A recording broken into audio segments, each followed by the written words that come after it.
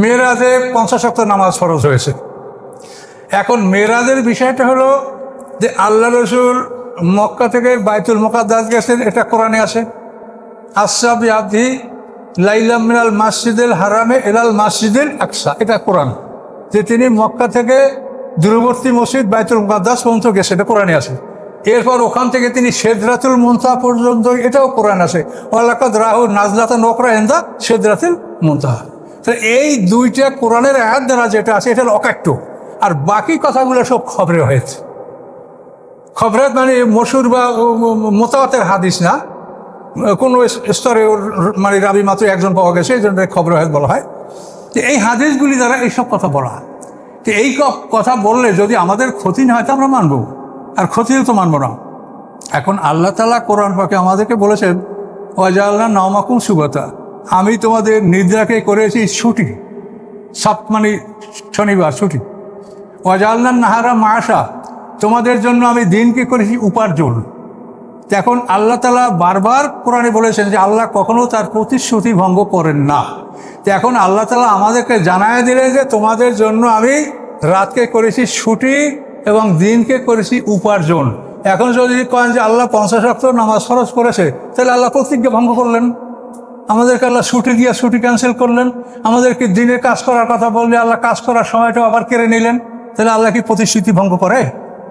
তাহলে আপনারা হাদিস মানেন আর কোরআন অস্বীকার করেন, একটু ভেবে দেখেছেন? একটু বিবেক খাটান যে আপনারা কি কাজ করছেন আর কি বলছেন। কি জবাব দেবেন আপনি বলেন? এটা তো কোরআনের আয়াত, এটা তো হাদিস না, কোরআন। ওয়াজআলনা নাওমাকুম সুবাতা ওয়াজআলনা নাহারা মাআশা, এটা তো কোরআনের আয়াত। তাহলে আল্লাহ তাআলা কি আমাদের সাথে ওয়াদা দিয়ে ওয়াদা খেলাপ করলেন যে এই হাদিসটা আপনাকে মানতে হবে বলে আপনি ই করছেন? 50 ওয়াক্ত নামাজ কেমন করে পড়ে একটা মানুষ? ঘন্টায় 2 ওয়াক্ত পড়লেও তো 24 দুগুণে 48 ঘন্টা, তারপর 2 ওয়াক্ত থাকে। তাহলে এই জন্য এই সমস্ত হাদিস নিয়ে আপনারা বলা বলি করেন যে অমুকে হাদিস মানে না। আপনারা বলেন হিসাব নিকাশের জন্য আপনিও আল্লাহর কাছে যাবেন, আমিও আল্লাহর কাছে যাব। তবে একটু দুঃখ লাগে যে আপনারা দিনের কিন্তু ক্ষতি করছেন। ইহুদি খ্রিস্টানরা আপনাদের থেকে যেটা আদায় করতে চাচ্ছে তাই তারা কিন্তু আদায় করে নিচ্ছে, আপনারা বুঝতে পারছেন না। এগুলোর পিছনে ইহুদি খ্রিস্টানদের মানে ষড়যন্ত্র। যে হাদিসগুলিতে আমরা পাচ্ছি সেটা এতই কঠিন যে হাদিসগুলি মানলে মানুষ শিরকের মধ্যে বা আল্লাহর সাথে তাদের একটা অপব্যবহার, এটা প্রমাণ হচ্ছে। মারাত্মক অপরাধ হচ্ছে এগুলিতে। যদি অপরাধ না হয় তাহলে আমরা সে কথা মানতে কোনো আপত্তি নেই আমাদের। কিন্তু এখানে এই হাদিসটা মানতে গেলে কী হয় যে আল্লাহ প্রতিশ্রুতি ভঙ্গ করেছেন। তিনি আমাদেরকে ছুটি দিয়ে ছুটি ক্যান্সেল করেছেন। তিনি আমাদেরকে তিনি উপার্জন করতে বলে উপার্জনের সময়টা তিনি আবার কেটে দিয়েছেন। তাহলে আমরা উপার্জন কখন করব? আমরা বিশ্রাম কখন করব? কাজে এই হাদিস কি ঠিক? কখনো এই হাদিস ঠিক নয়। কাজে এই জন্য ইহুদিরা এগুলো রচনা করে মুসা আলাইহিস সালামকে বড় বানাবার জন্য। ওরা বিভিন্ন জায়গায় আমাদের আল্লাহ রসুলের বংশ যে মা হাজেরা, এ সম্পর্কে আমরা ছোটকালে জানতাম যে তিনি দাসী ছিলেন। কিন্তু এখন আমরা ইতিহাস ঘেঁটে আমরা দেখতে পাচ্ছি যে মা হাজেরা দাসী ছিলেন না, তিনি মিশরের বাদশাহ সান ইবনে আলওয়ানের কন্যা, এবং এই রাজা তাকে ইব্রাহিম আলাইহিস সালামের সাথে বিয়ে দিয়ে দিয়েছে।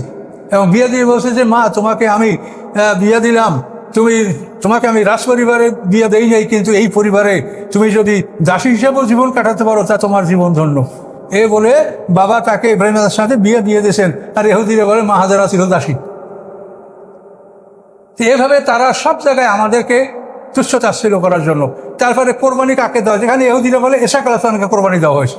মানে বহুত বড় বড় তাফসীর দেখবেন যে ইসহাক আলাইহিস সালামের কথা বলা আছে যে ইসহাক আলাইহিস সালামকে কোরবানি দেওয়া হয়েছে।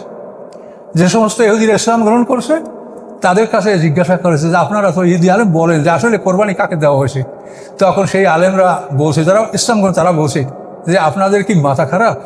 ইসহাক আলাইহিস সালাম তো কোনোদিন মক্কায় আসে নাই। মক্কায় আসে ইসমাইল আলাইহিস সালাম, তার বাবা তাকে নির্বাসন দিয়েছে এই উসিলায়।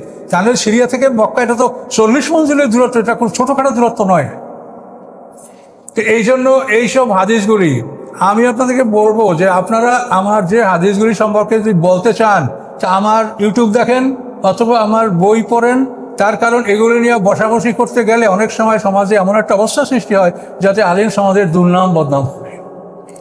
আপনি হয়তো গণ্ডগোল করবেন না, আমি করব না, কিন্তু মাঝখান থেকে এমন কিছু লোকে এমন কিছু করবে যার জন্য এটা আমাদের আলিম সমাজের একটা দুর্নাম হবে। কাজে এই জন্য আপনারা যদি পারেন আমার কথা জবাব ইউটিউবে দেন, আমি ইউটিউবে দেওয়া আছে আমার কথা, আপনারাও দেন, ইউটিউবে জবাব দেন। যে এর কী জবাব আছে, আমি কি ভুল করছি এখানে, সেটা আপনারা উত্থাপন করেন এর বিপক্ষে। তখন আমি বুঝি যদি আমি কোরআনের বিপক্ষে কিছু বলে থাকি, তা আমি তওবা করতে বা এটা মেনে নিতে আমার কোনো আপত্তি নেই। আমি অত কোনো বড় আলেম না, আমি একজন সাধারণ আল্লাহর গোলাম, আমি বান্দা গোলাম। কাজে এটা আমাকে বুঝতে হবে। এটা আপনি গায়ের জোরে আপনার দল বড়, এটা কোনো দলিল না। সব আলেমরা বলে, সব হুজুরেরা বলে এইটা যে দলিল দেন, এটা কোনো দলিল না। কোরআন থেকে বলেন যে কোরআন কি বলে, সব হুজুররা কি বলে, এটা আল্লাহ আমাদের মানতে বলেন নাই। আল্লাহ বলছেন কি, ওয়াইনতুতে আকসারা মানফিল আরদি ইউদিল্লুকা আন সাবিলিল্লাহ, হে রাসূল, পৃথিবীর অধিকাংশ মানুষকে যদি আপনি অনুকরণ করেন, তোরা আপনাকে আল্লাহর পথ থেকে বিপথে নিয়ে যাবে। কোরআন আয়াত, ওয়াইনতুতে আকসারা মানফিল আরদি ইউদিল্লুকা আন সাবিলিল্লাহ, কোরআন। কাজে এই জন্য আমি অনুরোধ করব যে আমরা সমাজে এভাবে একটা দ্বিধাদ্বন্দ্ব সৃষ্টি করব, এটাই বিধর্মীরা খুশি হবে, ইসলামের শত্রুরা খুশি হবে, এরকম একটা কাজ আমাদের দ্বারা যে না হয়, আমি সেটা আপনাদেরকে অনুরোধ করছি। আপনারা যদি একটা জিনিস সত্যিকারই বোঝেন যে আমার এটা ভুল, সেটা আপনারা দলিল প্রমাণ করেন, ইউটিউবে তার জবাব দেন, আমি দেখবো। যদি হয় তাহলে আমি বলবো যে না, এটা আমার ভুল ছিল, অসুবিধা কী আছে। আর যদি কোনো প্রমাণ করতে না পারেন, খালি বলেন ওকে হাদিস মানে না, এটা এক দলিল আপনাকে। আর এক দলিল হলো সব আলেমরা কয়।